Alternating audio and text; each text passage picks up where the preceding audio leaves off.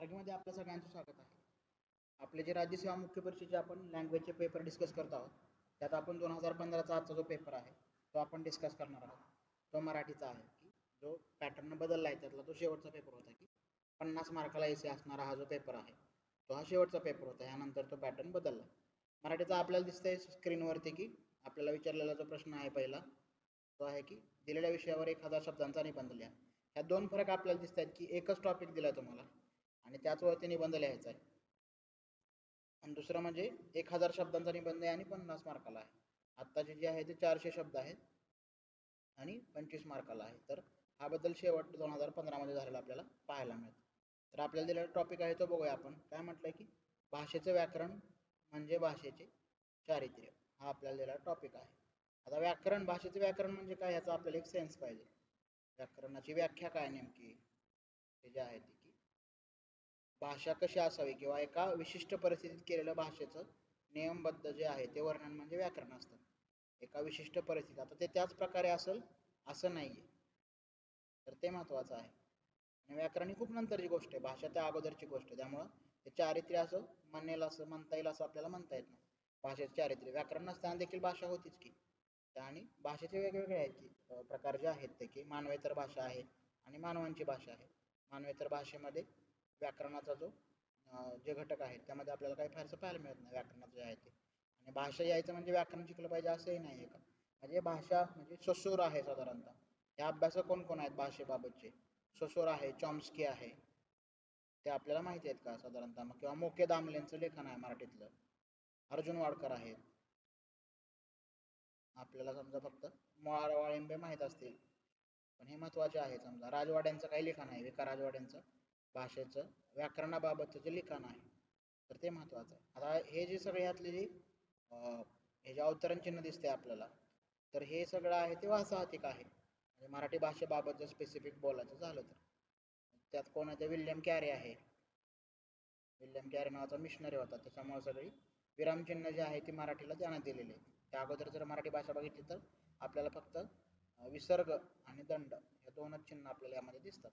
त्यामुळं भाषेचं चारित्र्याबाबत व्याकरणाबाबत बोलताना मग आपल्याला हे अभ्यास कुठले माहिती आहेत का त्याचा एक सेन्स पाहिजे. आणि भाषेचं व्याकरण म्हणजे भाषेचं चारित्र्य हे काही 100% मान्य करता येईल असं नाहीये. भाषा ही मोठी गोष्ट आहे. सामाजिक संस्था ज्याला म्हटलंय की भाषा ही आद्य सामाजिक संस्था आहे. म्हणजे माणसाच्या इतर ज्या सगळ्या सामाजिक संस्था आहेत त्याच्या अगोदरची जी आहे. आणि भाषा हाच एक घटक आहे की त्यातली जी अमूर्तता आहे तेच माणसाला विचार म्हणजे आपण जे विचार करतो तेच भाषेच्या आधारे करतो. भाषेचं महत्व किती मोठं आहे.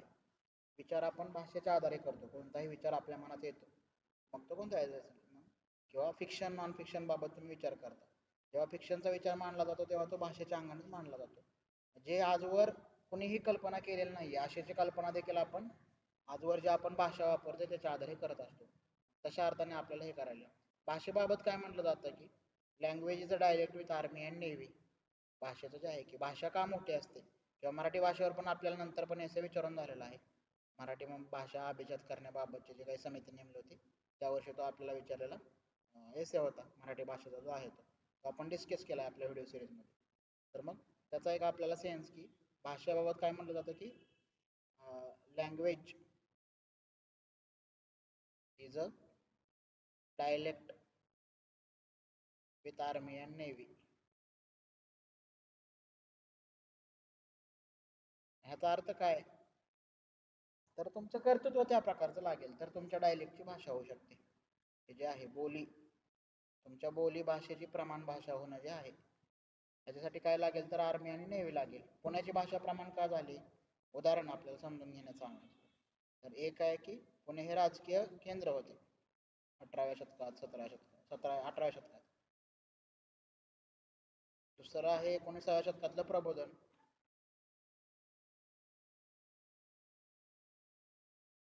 फुले प्रणीत जे सगळं प्रबोधन आहे. आणि तिसरं म्हणजे सांस्कृतिक केंद्र आहे पुणे. त्याचा आधार काय तर वारकरी देहू आणि आळंदी त्याच्या दोन महत्वाच्या गोष्टी आहेत पुण्याच्या. त्यामुळं मग ती भाषा प्रमाण ठरली आहे का. उद्या तुम्ही म्हणलं की अहिराणी होऊ शकते का प्रमाण 200% होऊ शकते पण अहिराणी लोकांनी त्या प्रकारचं कर्तृत्व गाजवलं पाहिजे. इंग्लिश का प्रमाण भाषा आहे आज जगाची ज्ञान भाषा इंग्लिश का आहे त्याचं कारणच ते आहे की ब्रिटिशांनी त्या प्रकारचं कर्तृत्व 18व्या शतकात 17व्या शतकात गाजवले आहे. 18-19व्या शतकात म्हणजे 20व्या शतकात नंतर थोडंसं कमी झालं. परंतु परत अमेरिकेचं प्रभुत्व वाढलं म्हणजे परत ते अमेरिकन इंग्लिश हा त्या म्हणजे तोच इंग्लिशचाच एक प्रकार आपल्याला पाहायला मिळतो. त्यामुळं भाषा जे आहे ते व्याकरण हे भाषेचं चारित्र्य ह्याला मर्यादा आहेत. ह्या त्यांनी जे दिलं ते 100% आपल्याला मान्य करता येत नाही. भाषेचं चारित्र्य जे आहे की ते एक नियमबद्ध व्यवस्था समजून घेण्यासाठी ठीक आहे. आपल्याला एखादी जेव्हा नवीन भाषा शिकायची असते तेव्हा आपण ती अमूर्त व्यवस्था जी आहे ती शिकतो. पण भाषेबाबत जे म्हणलं त्याचे दोन कायम प्रकार केले जातात. भाषा कशी असते तर त्याचा लँग हा एक घटक असतो आणि पॅरोल हा एक घटक असतो. पॅरोलचा अर्थ वर्तन असा होतो. तिथं आपल्यामध्ये बोलायचं झालं तर भाषिक व्यवहार ज्याला म्हणता येईल, भाषिक व्यवहार. आणि लँग म्हणजे ही अमूर्त व्यवस्था असते. म्हणजे subject plus verb plus object ही इंग्लिशची अमूर्त व्यवस्था आहे. जे लहान मुलं इंग्लिश शिकायला लागतं इंग्लिश भाषिक प्रदेशात त्याचं ते ह्याच क्रमाने वाक्यांची रचना करायला लागतं. आपल्या इथलं जे लहान मूल मराठी भाषेत असेल तर ते कर्ता कर्म क्रियापद या क्रमानं हळूहळू भाषा शिकायला लागते. तर ते साधारणतः त्या वयात त्याला ते शक्य होतं. म्हणजे माणसाची जी आनुवंशिकता आहे त्यामध्ये पण ह्या गोष्टी आहेत की भाषेतला जो आनुवंशिकता हा चॉम्स्कीनं सांगितलेला महत्त्वाचा घटक आहे. आपण जेव्हा भाषा शिकतो त्याचा अर्थ ती लँग शिकतो. आपल्याला जेव्हा इंग्लिश शिकायचे असते तेव्हा आपण इंग्लिशचं ते अमूर्त व्यवस्था शिकतो की सब्जेक्ट लिहायचा, त्यानंतर वर्ब लिहायचा आणि नंतर ऑब्जेक्ट लिहायचा. ह्याचा झाला हा ॲक्टिव्ह व्हॉइस आहे समजा, ह्याचा पॅसिव्ह व्हॉइस करायचा असेल तर हे जे शिकतो ते भाषेची आपण अमूर्त व्यवस्था शिकतो. आणि हे शिकल्यानंतर आपण इंग्रजी बोलायला शिकतो. तो आपला भाषिक व्यवहार झाला, त्याला पॅरल असं म्हटलं किंवा भाषिक वर्तन असं म्हटलेलं आहे. तर हा जो भेद आहे हे ससूरनं केलेला आहे. समजा जे लोकल लिंग्विस्टिकच्या अभ्यासक आहेत त्यांना माहिती आहे किंवा ज्यांचा ग्रॅज्युएशनमध्ये लँग्वेजचा अभ्यास आहे त्यांना ह्या गोष्टी माहिती आहेत की ससूर, चॉम्स्की, ब्लूमफिल्ड हे जे अभ्यासक आहेत ते आपल्याला त्यावर विचारलं. आता एसे मध्ये काय लिहायचं आहे? भाषाचे व्याकरण म्हणजे भाषेचे चारित्र्य. मग व्याकरणाबाबत थोड्याशा डिटेल आपल्याला माहित पाहिजे की मुख्य दामले, मोरा वाळिंबे, अर्जुन वारकड किंवा विकाराज वाडे व्याकरणाची व्याख्या काय, व्याकरण कशाला म्हणायचं. व्याकरण हे एका विशिष्ट काली केलेलं भाषेचं वर्णन आहे. म्हणजे आता समजा तुम्ही 1960 अगोदरची काही मराठी पुस्तकं वाचली तर तिथं त्यात स प्रत्यय लागतो. आपण आता असं म्हणलं की मी कोल्हापूरला गेलो तर इथं ला प्रत्यय आहे. तर 60 अगोदर एकच होतं की कोल्हापुरास. तर आपण म्हणलं की मी त्याला बोलवले तर त्याला ला प्रत्यय लागला, त्यावेळेस तो त्यास होता. त्यास हा जो आहे तो 1960 मध्ये झालेला बदल आहे. तो म्हणजे भाषिक बदल कशा प्रकारे घडतात स्टेटचे जे आहे ते. पूर्वी तुम्हाला पहिला जो पेपर डिस्कस केला 2020चा त्यात मी तुम्हाला सांगितलेलं की या ठिकाणी ही भाषा जी आहे ती 1960 ची आहे. कारण ज्या प्रकारे अनुस्वारांचा वापर आहे म्हणजे केले असं लिहिलं तरी ते केले असं ल वरती अनुस्वार आपल्याला दिसतो. लोकातले तर म्हणजे लोकात असं क वरती अनुस्वार दिलेला आपल्याला दिसतो. तर हे जे आहे ते 1960 पूर्वीची भाषा आहे. आणि 60 नंतरचा नियम आहे की ज्याप्रमाणे बोलतो त्याप्रमाणे लिहिलं पाहिजे. त्यानंतर मग हे अनुस्वारातून काढून टाकलेलं आहे. आपल्या प्रमाणाची जी व्यवस्था आहे महाराष्ट्र शासनाची भाषिक जे नियम आहेत सगळे जे निश्चित केले जातात त्यानुसार. ह्याच्या डिटेल्स आपल्याला काही माहिती आहेत का. आणि चारित्र्य, भाषेचं चारित्र्य असं काय असतं का. भाषा ही समजा अमूर्त आहे, भाषा ही निर्जीव गोष्ट आहे. त्याचं चारित्र्य म्हणलं तर मग काय ज्याला कॅरेक्टर असं म्हणतात. ते काय कशा प्रकारचं आहे तर ते भाषेचं कमी आणि तसं भाषिक समाजाचं कॅरेक्टर जास्त असतं का. मग असं होतं का. समाजाचं कॅरेक्टर घडतं का ते असं. म्हणजे इंग्लिश समाज कसा आहे तर व्यापारी समाज आहे, व्यापारी वृत्तीचा. जर्मन कसा आहे तर अभिमानी आहे. जर्मन भाषा कशा प्रकारची ते त्याप्रमाणे जळतात. समजा फॉर एक्झाम्पल जर झालं तर काय होईल की हिम बर्फ जो पडतो ह्याला ज्या भागात बर्फ पडतो त्यात 97 शब्द आहे. हिमासाठी किंवा बर्फासाठी 97 समानार्थी शब्द आहेत. जिथं बर्फ पडतो त्या प्रदेशात. महाराष्ट्रात 2च आहेत, एक तर हिम असेल किंवा बर्फ असेल. म्हणजे भाषा कशाने घडते, भाषातला त्या भाषेचं चारित्र्य घडण्यामागे तो भूगोल पण कारणीभूत ठरतो ना. भूगोल कशा प्रकारचा आहे. भाषा म्हणलं की जिरायती शेतकऱ्यांची भाषा वेगळी आहे आणि बागायती शेतकऱ्यांची भाषा वेगळी आहे. पश्चिम महाराष्ट्राची वेगळी आहे भाषा आणि मराठवाड्याची वेगळी आहे. आपण भाषेची चर्चा केली तेव्हा आपण हे मुद्दे बघितले होते की भाषा रिजन महत्वाचा आहे का. त्याच परत म्हणलं तर भाषेबाबत बोलायचं झालं तर काष्ट हा एक घटक आहे भाषेबाबतचा. न आणि न याचा फरक करून तुमची चेष्टा करणारे लोक कोण आहेत. कुठल्या सामाजिक स्तरातून येतात? म्हणलं की ह्याची एक भाषा आहे समजा, भटके लोकांची भाषा समजा, उपरा तुम्ही वाचलं, बलुतं वाचलं, रसाळांच्या कविता वाचल्या, तर ही भाषा वेगळ्या प्रकारची आहे. तुम्ही आता रिसेंटली आले की अन्न हे अपूर्ण ब्रह्म नावाचं पुस्तक आहे. अन्न हे अपूर्ण ब्रह्म, ह्यात ते उस्मानाबाद आणि त्याच्या आसपासची भाषा आपल्याला दिसते का?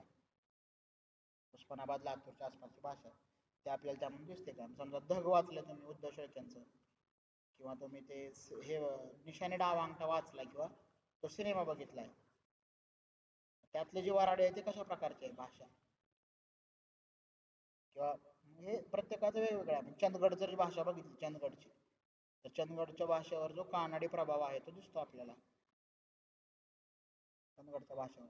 ह्याचा आपल्याला सेन्स आहे का हे आपल्याला साधारण लक्षात येईल, कारण आता इथं आपल्याला 1000 शब्दामध्ये लिहायचं होतं, त्यामुळे त्याच्या डिटेल्स सगळ्या व्यवस्थित लागतील की भाषा. आणि तो कुठं मराठी वगैरे काय म्हणलेलं नाही, त्यामुळे ते इंग्लिश भाषेबद्दल तुम्ही तुमच्या अभ्यासाच्या आधारे लिहिलं तरी चालेल. इंग्लिश काय आहे? इंग्लिश सुरुवातीला ही गुराख्यांची मेंढपाळांची भाषा आहे. राणीची भाषा फ्रेंच आहे अजून पण. राणीचं जे मेनू कार्ड आहे रोजच्या नाश्त्याचं ते फ्रेंच भाषेतलंच आहे. आणि मग त्यानंतर मग लॅटिन ही त्यांची धार्मिक भाषा आहे समजा. लॅटिन जे आहे त्याची काय डिटेल्स माहिती आहेत आपल्याला. अशा वेगवेगळ्या पातळ्या दिसतात आपल्या चीनी आणि मंडारिन भाषेमध्ये जे आहे, चीनची भाषा जी आहे त्याबाबतच्या काय डिटेल्स असतील. तर एक काय आहे की सगळ्यात कॉमन म्हणजे त्याचा ह्याच्यात म्हणजे थोडक्यात आपल्याला त्याचा सारांश सांगायचा झाला तर कुठल्याही भाषेचा जो प्रभुत्व असतं, किंवा इतर भाषिकांनी ती भाषा शिकायचा एकच क्रायटेरिया आहे की त्या भाषेत ज्ञान निर्मिती होते का. मराठी भाषेत सॉफ्टवेअर जर बनणार नसते, मराठी भाषिक लोक सॉफ्टवेअरची निर्मिती किंवा तसं संशोधन करणार नसते, तर मग तुम्हाला कम्प्युटर हा इंग्लिशमध्येच वापरावा लागेल, कम्प्युटर इंग्लिशमध्ये शिकावा लागेल. जे भाषिक लोक संशोधन, विज्ञान किंवा नवीन तंत्रज्ञान जे आहे याचा शोध लावत असतील, त्यातून ज्ञान निर्मिती करत असतील, त्या प्रकारचं लिखाण, त्या प्रकारचं कर्तृत्व ज्ञान व्यवहारात गाजवत असतील, तर ते शक्य आहे, अन्यथा ते शक्य नाही. त्यामुळं तो त्याचा कॉमन मुद्दा आहे. म्हणजे शेवटी कन्क्लुजन मध्ये तो तुम्ही लिहू शकता भाषेचं चारित्र्य जे आहे. हा जो पेपर आहे तो वेगवेगळा होता, मराठीचा वेगळा होता आणि इंग्लिशचा वेगळा होता. आपण मराठीचा जो सब्जेक्टिव्ह पार्ट आहे तो बघूया. आपल्याला इंग्रजी उताराचा मराठी भाषांतर, आता हा लेंदी आहे थोडासा उतारा 15 पेक्षा म्हणलं तर, त्यावेळेस तो 15 मार्काला होता. आत्ताचा जो आपली चर्चा आहे ती 15 मार्काला आहे, आणि इथं तो 25 मार्क असलेला आपल्याला पाहायला मिळतो. काय दिलंय, हा हिस्टॉरिकल आहे, इतिहासाचा उतारा आहे, हा तो आपल्याला मराठीमध्ये करायचा आहे. While third Anglo-Maratha war was still in progress, म्हणजे जेव्हा चालू होतं, Elphinstone and Shazer to find a deal with highly mobile Maratha forces, stirring like a country like a whirlwind. ह्याला वावटळ असं म्हटलंय. वावटळीप्रमाणे वेगाने मराठ्यांची जी हालचाल होती. With the consultation of Munro, Munro जो आहे तो मद्रासचा गव्हर्नर होता. मंड्रो ज्यानं रयतवारी दाखल हे केली मद्रासच्या प्रॉव्हिन्समध्ये. फ्युचरिस्टिक डिसिजन इश्यूड लेंदी प्रोक्लेमेशन, घोषणापत्र ज्याला म्हणता येईल, copies of publicise all over Maharashtra. काय म्हणलं की बाजीराव सेकंड इनकम्पिटंट इंडिव्हिज्युअल आहे का, अक्षम होता, क्षमता नसलेला माणूस होता का. बेनोव्हेलंट साठी कल्याणकारी असा शब्द आहे, बेनोव्हेलंट, वेलफेअर पण शब्द आला ना, पण बेनोव्हेलंट त्याच्या जवळ जाणारा शब्द आहे. This proclamation help reducing suspicions, संशय जे आहे तो संशयात्मक, English rule in their mind of people, the fear that deserting side of Bajirao will invite his wrath, म्हणजे त्याचा जो राग आहे ते, त्याचा जो आपल्यावर कडाडणारा जो राग आहे तो, आणि retribution, punished and every sardar, jagirdar, inamdar, saranjamdar, safeguarding own position, स्वतःची भूमिका भक्कम करणारे. The assurance by English that watans, वतन जे आहे ते तुमचं काम कायम ठेवलं, त्याला ब्रिटिशांनी दिलेला अश्युरन्स आहे. त्यामुळे मग लोकांनी लढायला नकार दिला का. Who abandon Bajirao side within next 2 months would be preserved and helped in isolating him. बाजीरावाला एकटं पाडणं जे आहे ते. द राऊट, दानादान ओढणे ज्याला म्हटलं, राऊटचा अर्थ युद्धातली विशेषता. The defeat of punches Solapur were mainly because of Elphinstone's proclamation, Mountstuart Elphinstone जो आहे तो. असा बॉम्बे प्रेसिडेन्सीचा गव्हर्नर होता. People suffering regular harassment by plundering, लूट ज्याला म्हटले प्लंडरिंग साठी शब्द लूट आहे. Popular by Shinde and workers looked at the proclamation as a relief and soon proclamation becomes popular. The perception generated after the battle of Gopalsti was that rule of Peshwa have vanquished and English were well in control of situation. Elphinstone realized that religious sentiment, धार्मिक भावना ज्या आहेत during Peshwa rule, he assured the proclamation that there will be continuation, संलग्नता त्यामध्ये असणार आहे की जरी British आले तरी तुमच्या धार्मिक बाबतीमध्ये काय धावडवळ केली जाणार नाही. He personally visited वाई हे त्यावेळेचं रिक्रुटमेंट सेंटर आहे नोकरशाहीचं. He had migrated there from Pune and to gain their support. Then he held assembly of renowned scholar and pandits and awarded them just Bajirao did. त्याला रमणा असा शब्द वापरला जातो. दक्षिणा प्राइज कमिटी जी आहे स्थापन केली होती एल्फिन्स्टन आणि त्यावर शिवाजी महाराजांवर एक पोवाडा लिहिला त्या स्पर्धेमध्ये फुल्यांनी पोवाडा लिहिलेला.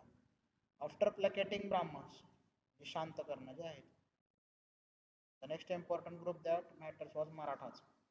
Maratha were more concerned about their martial status. They were pacified. शांततावादी ज्याला म्हटले शांत असणं. Creating nominal kingship of Satara. 33,600 soldier होते आणि त्यांच्या समोर असले लिडरलेस नेतृत्वहीन ज्याला म्हटलं आहे. They were cut off from any contact with political leadership. Only option काय की engage in agriculture to join British Army. भारताच्या ॲग्रीचं जे पॉप्युलेशन जास्त वाढलेलं आहे तर त्याचं कारण ब्रिटिश आहे. मोस्ट ऑफ देम डिइंडस्ट्रियलायझेशन जे आहे भारताचं ते ब्रिटिशांमुळे झालंय. Most of them took agriculture but few kept on rebelling against British. Option जे होते त्यातलं शेती करणं किंवा मग ब्रिटिश आर्मी जॉईन करणं. Elphinstone did not thought it would prudent enough to completely disarm Maratha. तसं करणं धोक्याचं आहे. This might hurt self respect and generate feeling alienation जे आहे ते एकटं पडल्याची भावना. They were given permission to bear arms and responsible of security of village. Law and ऑर्डरची त्यांनी मराठ्यांना सोपवलेले आहे. Not interested in suppressing martial spirit of these people. He thought they could be helpful in law and order purpose and make even be used in warfare. Maratha light infantry जे आहेत ते कीवर्डचे आपल्याला साधारणतः त्याचे हे माहीत पाहिजे नेमके शब्द माहीत पाहिजे की एलिनेशनचा अर्थ जो आहे त्याचा नेमका अर्थ काय आहे. लिडरलेस नॉमिनल किंगशिप त्याला नामधारी प्रमुख असं म्हटलेलं आहे. एक नेमका शब्द आपल्याला माहीत पाहिजे तर आपल्याला ते ट्रान्सलेशन करता येईल. ट्रान्सलेशन तुम्हाला सांगितलेलं आहे की एक्झरसाइज जो आहे तो काय आहे की डेली एक पॅरा मराठी टू इंग्रजी आणि इंग्रजी टू मराठी करणं गरजेचं आहे.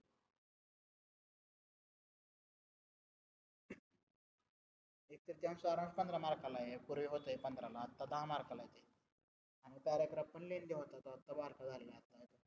जंगल वारून शेती करणारा समाज. मग वारली समाजाचं नाव कशावरनं पडलं असं थोडक्यात आपण लिहिलं इथं. नवपाषाण युगात ज्यामध्ये पशुपालन शेती उद्योगाने स्थिरावले. वैदिक परंपरेत मिसळून नागर स्वरूपाची सिंधू संस्कृती निर्माण झाली. युरोपात अनेकिझमच्या मालिकेतून दृक प्रत्ययवाद ज्याला म्हटलेलं आहे विचार आणि शैली हे वारली चित्रशैलीबाबत सांगितलेला डिटेल आहेत की ॲज अ फॉर्म म्हणून. मोकळ्या हवेत आणि थेट वास्तव जीवनाला भिडले. तर हे कोण आहे? व्हॅन गॉग आहे. तो काय म्हणतो की मी शहरातला चित्रकार नाहीच आहे. मी माझं नातं शहराशी नाही. मी शेतकरी आहे. मला शेतात परत जायचं. तो काय म्हणतो की चित्रकला ही जमिनीशी निगडीत असणारी पाहिजे. ते नसली तर मग त्याला हे होत नाही. वारली चित्रात चेहरा महत्वाचा नाही. नाक डोळे असे अलग अलग अवयव नसतात. समग्रपणे एक देहभान असतं. साधारणतः या प्रकारचे चित्र काढले जातात. शरीरग्रातू कोणातून वाकल्याने अतिशय चपळ आणि गतिमान वाटतात. हा अँगल जो आहे तो जमिनीशी एकरूप झालेली कला. आता हे यासाठी एकाच वाक्यात समजा लिहिलं. जमिनीशी एकरूप झालेली कला. जमिनीशी भौतिक आणि व्यवसायाने वारली जमात शेतकरी. शेती आणि जमिनीशी जोडलेली आहे असं म्हटलं तरी झालं किंवा फक्त जमिनीशी म्हणलं किंवा कृषी व्यवसायाशी जोडलेली म्हणलं तरी तुमच्या हे 3 वहीतला डाटा एका वळीत होतो. व्हॅन गॉग म्हणतो मी शेती करतो. मी कंसातील धान्याचा कण आपल्या जन्माकरता झगडताना दिसतो. जेव्हा तो कणीस काढतो कंसातून एक त्यांची त्यांनी उदाहरण दिले. जीवाश्म मशे Vincent van Gogh, Richard Long. जीवाश्म मशीनवर आपल्याला प्रिलियमला प्रश्न येऊन गेलेला आहे एमपीएससीला. कला अभिव्यक्ती जी आहे ती बीजाच्या स्पंदनासाठी आहे.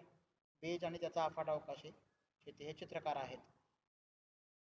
थोडक्यात लिहिण्याची जी पद्धती की अनेक शब्द समाबद्दल एक शब्द. आता हे डोंगर, झरे, दगड, पक्षी निसर्ग घटक नसून निसर्गातील शेत जीवनाचे घटक. याच्याऐवजी फक्त म्हणलं की कृषी संस्कृतीचे घटक. कृषी संस्कृतीचे घटक असं म्हटलं तुम्ही थेट. कृषी संस्कृतीचे घटक. तर मग ते थोडक्यात आपल्याला झाला मुद्दा. रिचर्ड लॉंग शेत जीवनाचा खोलवर प्रभाव असलेले कलाकार, प्रभावच नाही तर शेतकरी जीवनच असलेला वारले चित्रकार आहे. फायनल जे कन्क्लुजन हे वाक्य लिहिणं गरजेचं आहे. तरी साधारणतः आपले मराठीच्या सब्जेक्टिव्ह पेपरची चर्चा होती.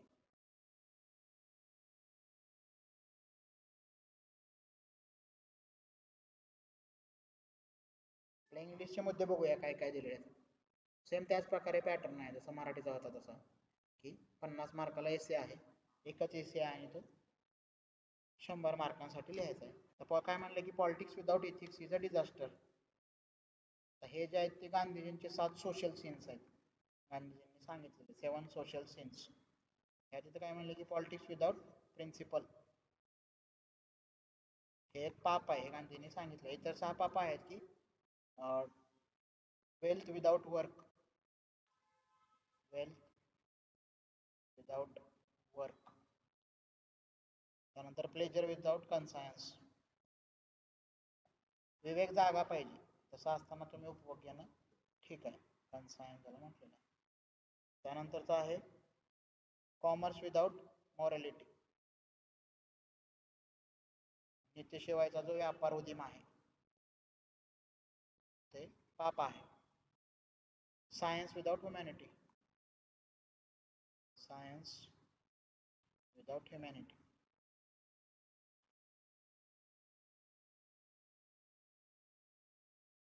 आणि ते आहे 7वं जे आहे ते रिलिजन विदाउट सॅक्रिफाईस, त्यागाशिवाय धर्म नाही आहे कुठे. तर हे गांधीजींनी सांगितलेले 7 सीन्स होते. Religion without sacrifice, science without humanity, commerce without morality, social wealth without work आणि प्लेजर विदाउट कन्सायन्स आणि पॉलिटिक्स विदाउट प्रिन्सिपल. हे साधारणतः गांधींनी सांगितलेले 7 सीन होते. आता हे मूळ जी आयडिया आहे ती ख्रिश्चनिटीमधून आलेली आहे. का चर्चने दिलेले हे आदेश होते, नंतर गांधीजींनी त्यांच्या न्यूजपेपरमध्ये ते छापले. गांधीजी म्हणजे जनरल ते गांधींच्या नावाने ओळखले जातात, पण ती मूळ ख्रिश्चनिटीमधून आलेली आयडिया आहे. काय म्हणलं की politics without principle is a disaster. तुम्हाला त्याची काय उदाहरणं वाटतात बाबा? म्हणलं की पॉलिटिक्स तत्वाशिवायचं राजकारण जे आहे, मॉरॅलिटी शिवाय, नीतिमत्तेशिवायचं जे राजकारण आहे त्याची उदाहरणं तुमच्या भाषेत कुठले आहेत? तुम्हाला असे काही लोक माहीत आहेत का की ज्यांचं पॉलिटिक्स हे तत्व आधारित राजकारण आहे? म्हणजे हा तत्व आधारित राजकारण म्हणलं की हा समजा मला शेकापचे नेते माहित आहेत, भाई उद्धवराव पाटील, उस्मानाबादचे समजा. तर त्यांचं राजकारण आहे ते मला असं वाटतं की पॉलिटिक्स विथ प्रिन्सिपल आहे. तसं नसल्यामुळे जे डिझास्टर आहे त्याचे मुद्दे काय काय आहेत की सत्ता हे साध्य बनतं आणि मग इतर सगळ्याला त्यासाठी साधन म्हणून वापरता येतं. काय म्हणलं की साधनाम अनेकता ही एक भूमिका आहे.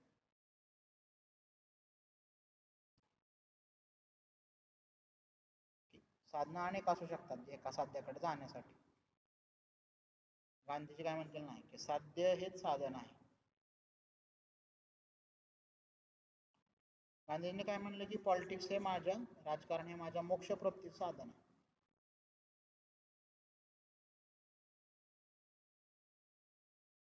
तसं ते तत्वांनी आधारलेलं राजकारण आहे, म्हणून ते तसं आपल्याला म्हणायचं धारिष्ट्य जे आहे ते गांधीजी दाखवू शकतात. मोक्षप्राप्तीचं साधन जे आहे, समजा ते म्हणलं की काय की लोकांचं भलं करणे हे माझं साध्य आहे पॉलिटिक्सच्या माध्यमातून, आणि त्यासाठीचं साध्य काय राजकारण आहे, साधन जे आहे सॉरी. ते जर तुमचं साधन असेल, राजकारण हे जर तुमचं साधन असेल तर मग तुम्ही ते कसं वापरता त्याच्यावर त्या गोष्टी बऱ्याचशा डिपेंड आहे. हे तर काय काय म्हणलं की politics without ethics is disaster. तसं कोण आहे बाबा आता तत्वाशिवाय राजकारण करणार? तुम्ही असे काही उदाहरणं दिली कोणत्याही प्रकारचं असेल, कुठल्याही भारतातलं जगातलं कोणत्याही प्रकारचं, ते म्हणलं की हां चर्चिल माझ्यासाठीचं हे उदाहरण आहे की politics without ethics. Atlantic Charter बाबतचं जे विधान आहे, अटलांटिक चार्टर. अटलांटिक चार्टर काय होतं, रूझवेल्ट सांगितलं की युद्ध संपल्यावर वसाहतींना स्वराज्य देणं. चर्चेचा विरोध होता भारताला स्वातंत्र्य देण्यास. ते डिझास्टर होतं का? पॉलिटिक्स विदाउट प्रिन्सिपल होतं ते. तत्वता मान्यता दिलेली होती अटलांटिक चार्टरला, फक्त भारताचा वसाहत स्वतंत्र होण्यास चर्चिल यांचा विरोध होता. अशी काय उदाहरणं तुम्ही सांगितले तर ती लागतील आपल्याला की politics without ethics is a disaster. पॉलिटिक्सचा अर्थ मग आता हे फक्त नाही, पॉलिटिक्स म्हणजे काय की सत्ता संबंधांची जी हे असते, एकमेकाशी असणारं जे नातं असतं, सत्ता संबंध, पॉलिटिक्स त्याला म्हटलेलं. सत्ता संबंध जे आहेत थोडक्यात आपण बघायचं म्हणलं, हे फक्त इलेक्ट्रॉल पॉलिटिक्स असं थोडंच आहे की एक नॅरो माइंडेड आयडिया झाली इलेक्ट्रॉल पॉलिटिक्स म्हणजे. पॉलिटिक्स हे मोठी गोष्ट आहे. सत्ता संबंध प्रत्येक नात्यात असतात, प्रत्येक नात्याचे काही तत्व असतात, काही गोष्टी करायच्या आणि काही गोष्टी करायच्या नाही. त्याचं एक बेसिक डॉक्ट्रिन असतं त्या तत्वांचं, त्याबद्दल तुम्ही बोलला. आणि तुम्ही असे उदाहरणं दिले की एथिक्स शिवायचं जे पॉलिटिक्स आहे त्याची डिझास्टर असण्याची कारणं जी आहेत ती दिली. ते साधारणतः तुम्हाला देता आले पाहिजे, म्हणजे उदाहरणं आपल्याला त्यासाठी आवश्यक असतात. पुढे आपल्याला मराठीमध्ये दिलेला पॅसेज आहे तो आपल्याला इंग्लिशमध्ये करायला सांगितलं. हा परत 25 मार्काला आहे, जो की आत्ताच्या ह्याच्यानुसार स्कीमनुसार 15 मार्काला आहे. संयम, पेशन्स, आत्मा, सोल कीवर्ड जे आहेत. भारतीय संस्कृती, कल्चर, टेम्पल देवळासाठी वापरले शब्द. कासव, टॉर्टाइज म्हटलं तरी चालतंय त्याला.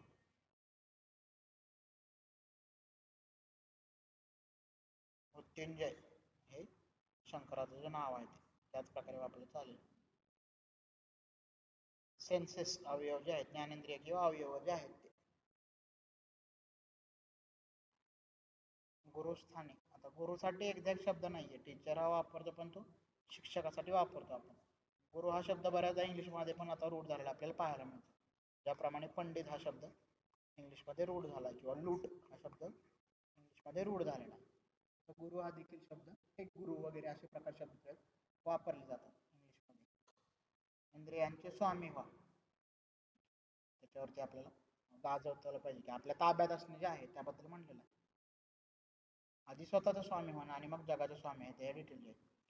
तृतीय नेत्र, तिसरा डोळा जो आहे तो त्याबाबतच्या डिटेल जे आहेत मग ते आपल्याला लिहिता आलं पाहिजे इंग्लिशमधून की कार्य करायचं काम आहे. किंवा ते वॉचडॉग ज्याला म्हटलेलं हे मॉरल अर्थाने आहे. वॉचडॉग हा शब्द जो आहे की नैतिक नियंत्रण जे आहे ते महत्वाचं आहे का तिसऱ्या डोळ्याच्या माध्यमातून.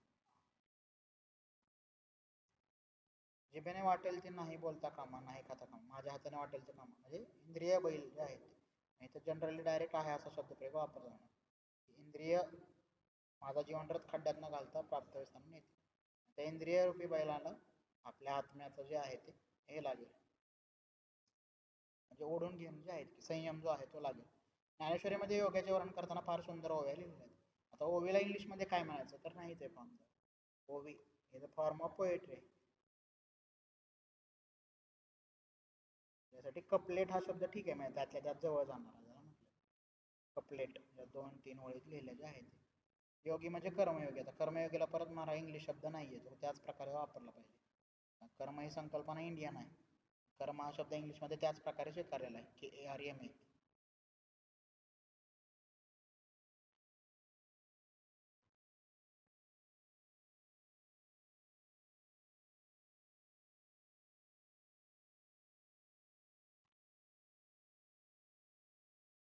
ज्याचे जीवन काहीतरी ध्येयासाठी आहे, एम ज्याला म्हटलेलं आहे, सेवेसाठी, सर्व्हिस. प्रमाणात सारी शोभा आहे. सगळं महत्वाचं जे आहे ते की प्रपोर्शन कळलं पाहिजे, कशामध्ये किती वेळ घालवायचा आहे त्यांचं साधारणतः लेखकाचा टोन आहे. पुष्कळ अविवेकी लोक टिंगल करतात, मेक फन ऑफ त्याला म्हटलं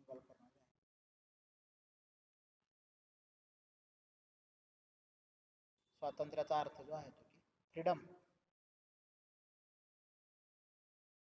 स्वैराचार नाही तर डेव्हलपमेंट, स्वतःचा विकास होणं जे आहे, आणि संयम, पेशन्स शिवाय ते शक्य नाही. साधारणतः कोण लेखला म्हणजे कीवर्ड आपल्याला माहित पाहिजे त्याचे. एक तृतीयांश सारांशला काय काय म्हणले की विशेष त्यांनी सूचना दिली आहे की appropriate marks will be deducted if your thesis is longer or shorter than prescribed length. ते 1/3 मध्ये बसलं पाहिजे. हे शब्द सगळे शब्द मोजले आपण 180 भरले तर ते जनरली 60, 59 किंवा 62 शब्दाचं व्हायला पाहिजे. जो आहे तो कसला मूर्ख राजा म्हणून ह्याला आपण शीर्षक देऊ शकतो. Stupid king. जो आहे तो की जो मित्र गमावून बसतो संशयाच्या नादात. ते लिओनटस नाव, लिओनटस. त्याचा मित्र Polixenes, king of Bohemia and his queen, त्याचं नाव आहे हरमायनी.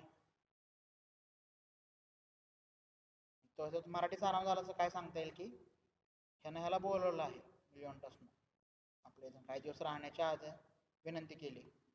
तो राहिला आणि नंतर जायला निघाल्यावर परत म्हणला की अजून थोडे दिवस राहा. त्याचं ऐकणं मग शेवटी हरमायनीनं त्याला थांबवलं.